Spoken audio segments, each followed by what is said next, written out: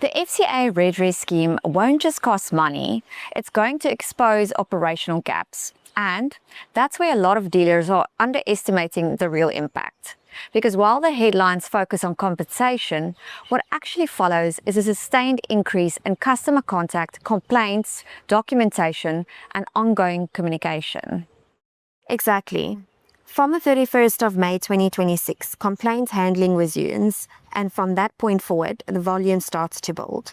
Not just initial queries, but repeated follow-ups, status checks, missing information, customers wanting clarity at every stage of the process. And that's where most teams start to feel the pressure.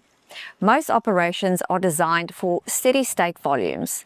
They're not built to absorb sudden increases in workload of this scale. So what happens is response times slip, communication becomes inconsistent, and teams end up constantly reacting instead of managing the process properly.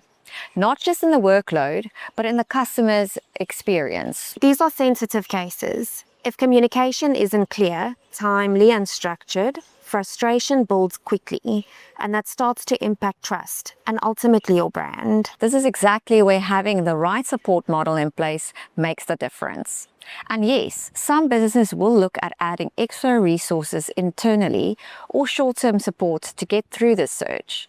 But on its own, that's usually just short-term relief. It doesn't fix the underlying issue, which is how the volume is actually being managed end to end. What we're doing with our motor division at VA Central is helping dealers put the structure in place.